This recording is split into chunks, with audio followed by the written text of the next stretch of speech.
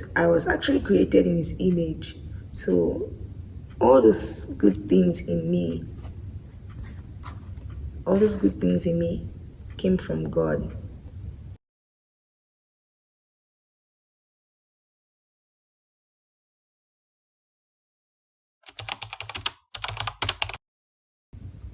A best friend is someone who loves you regardless of any character you possess. A best friend is someone who fights for you even when you're at fault. A best friend is someone who's got your back every time. A best friend is someone, even if what you're saying doesn't make sense, sometimes he or she agrees with you, and sometimes they do not because they want the best for you. A best friend is someone who always wants to see you win every time. A best friend is someone who roots for you even when you're not there. A best friend is someone, even when you're quarreling or fighting with them at that point, they still love you. And someone comes at that time to want to badmouth you, they will not go for that. They'll still side you regardless. Okay?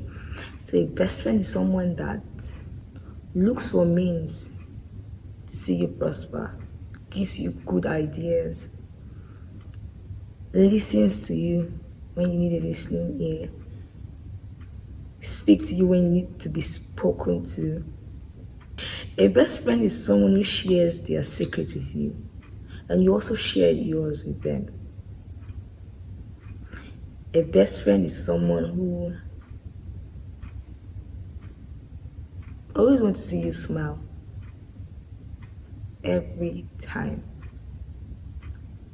When you're in pain, they're also in pain too. Or they feel your pain if that feels better. You choose to start up a friendship or a best friendship. It's actually your choice to start it up. So to develop your friendship with your best friend, you actually need to communicate more. And when I mean communicate more, you have to be very sincere.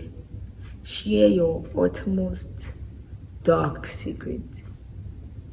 You need to share your weak points. You actually need to be vulnerable with your best friend. You need to trust that regardless of what they ask you to do or what they tell you, they want the best for you. So to develop your friendship with your friend, your best friend, you actually need to trust them. You need to trust that they will not go at your back and talk bad about you, yeah? You need to trust them enough to know that they will not put you in trouble. That is actually a real best friend. I'm not talking about just any best friend. I'm talking about an actual good best friend. If you know what I'm talking about here. If your best friend asks you for a favor, you tend to want to do it because you know it will bring you guys closer, yeah? It shows you love him or her very much. You can take walks with your best friend just to share silly things. Might be silly things, might be important things. You just want to talk to your best friend. And sometimes you don't even have the time to talk to your best friend, but because of the build up you had, you trust that your best friend is always going to be there for you. The thing is, making Jesus your best friend is one of the best decisions you could ever make in this world. Making Jesus your best friend is one of the best decisions actually you will ever make in this world, because there are a lot of benefits. Just as you make friends or become best friends with people, that's just the same thing you need to do to become best friends with Jesus. You basically need to communicate with him. You need to share your problems with him.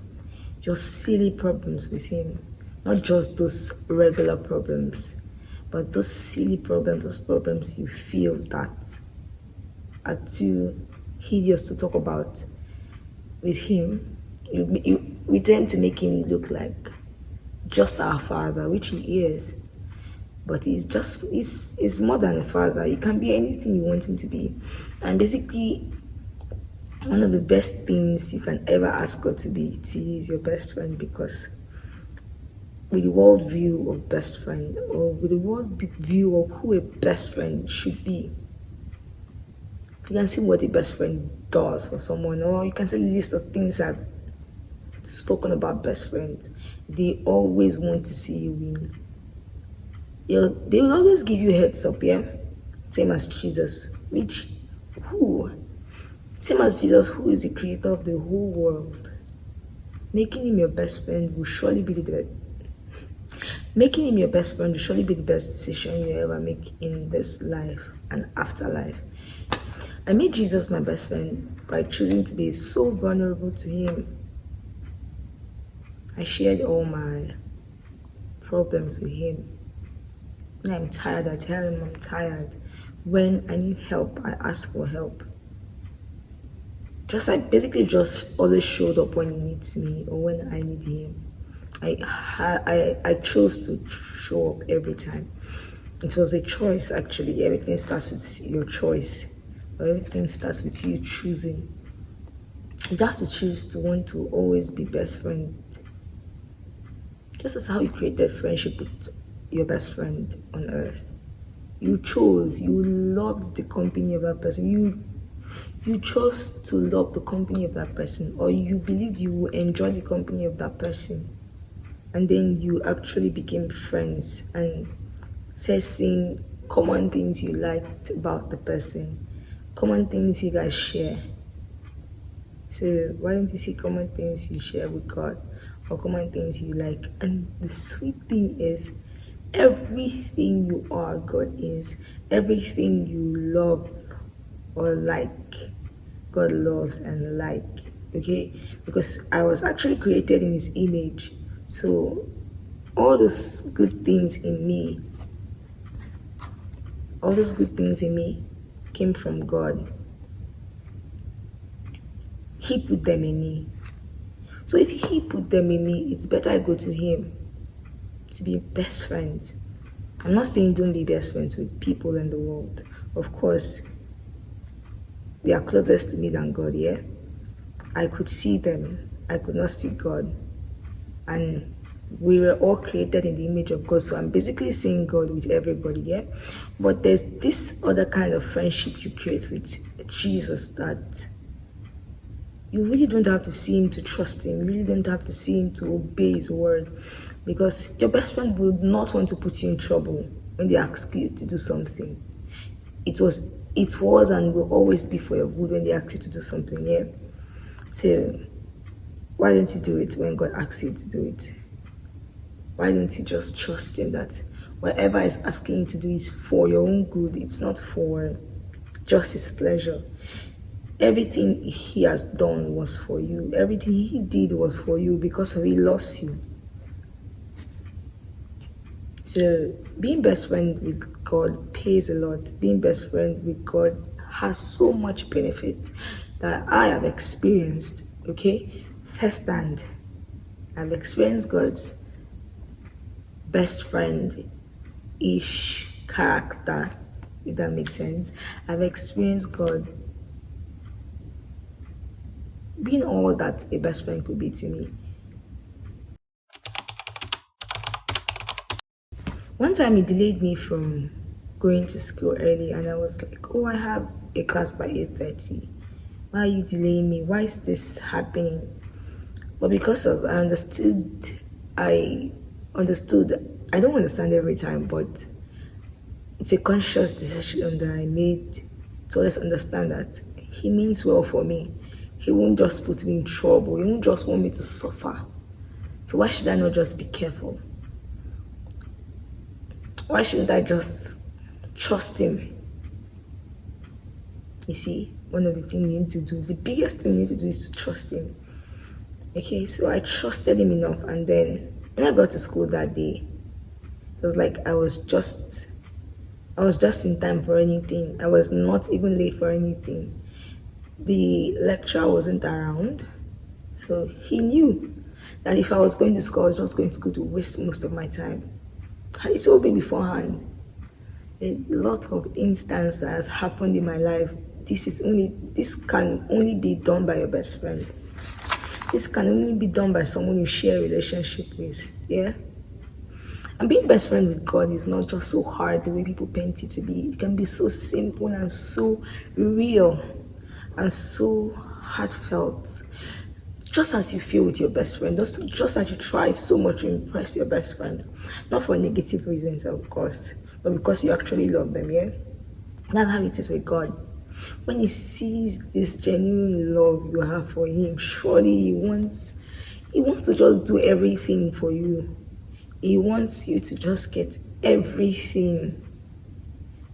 Even before you became his best friend, that is always going to be his wish for you.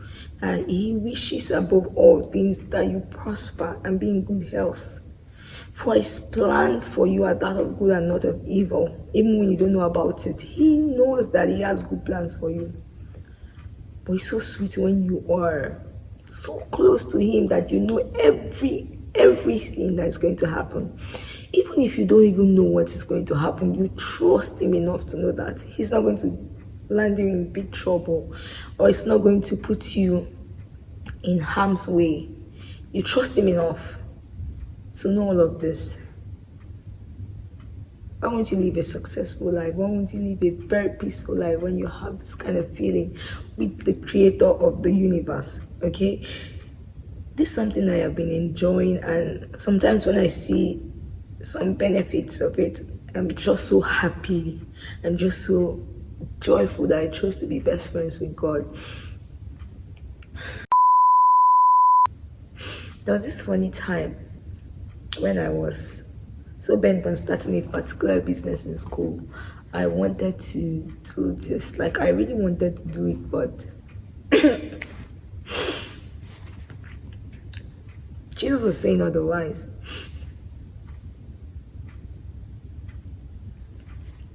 I so wanted to do it. I was just thinking, Lord, I want to do this. He was telling me not to bother. I heard it clearly. Don't do this. Rachel, don't do this. I heard it clearly, and I was so stubborn. And then I did it. He provided. I didn't even have the funds to start the business. He provided. He showed me that regardless, he showed me that regardless, I pick you, Rachel. Regardless, anything you choose to do, I'm with you. But still, this is not going to be fruitful to you. But I was so stubborn. I did not pay attention. I heard him talk to me, but I didn't pay attention. I just wanted to do what I wanted to do, what I feel I wanted to do. And then he let me do it. He provided each fund I needed for it. And then when it was time to do it, I actually did not make any sale. All the sales I made was actually money I invested in what I did. Every amount of money I invested, the Lord gave me back, showing me that, Richard, I didn't want you to lose. I love you regardless. I helped you make this money back. I tried my best to help you make this money back so that it doesn't look as if I don't show love to you.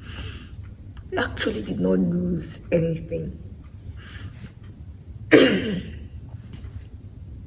So even sometimes when I go astray, sometimes when I want to do what I think I want to do, the Lord still stays with me. It shows me way, it still gives me reason why I should or should not do what I choose to do. Yeah, a lot of times I want to start a particular thing, but because he knows my heart too well, he knows my motive at that time. He sees where I'm coming from, and he knows that if I go on with this character, I will not last. He knows if I go on with this particular character, I will not last. So he prunes me. He prunes me every time. And then I get angry and I'm like, But God, you know, I really want this. But to him, he's saying, Rachel, if I give this to you right now, you are going to it up. I'm sorry if I use this word. You are going to spoil things. You are going to spoil things a lot. So be patient. Be patient, Rachel. Be patient. Don't think I don't want you to have all these good things. Don't think I don't want you to be what you desire. But I know in this state that you are, being what you desire will kill you, or being what you desire will put you in trouble. I don't want that for you. You are my friend. You are my best friend. So I want you to prosper. I want you to be in good health. I have a plan, a proper. Have you not noticed that all things work together for your good? If I make all things work together for your good, why do you think I don't want you to have these good things that you pray for or that you ask for? I want it for you too. I gave you that desire. I know it is for you. That is why I put that desire in your heart. So be patient. Be patient for the outcome. Be patient for that thing that you hope for. Rachel, be very patient. This is how God has been leading me, and I see it now, and I see it then too sometimes. I see it, and then after the outcome of each pruning or if of each test, sorry, I tend to see and smile and say, God loves me so much. I tend to feel so proud that I have a best friend that is always on my side.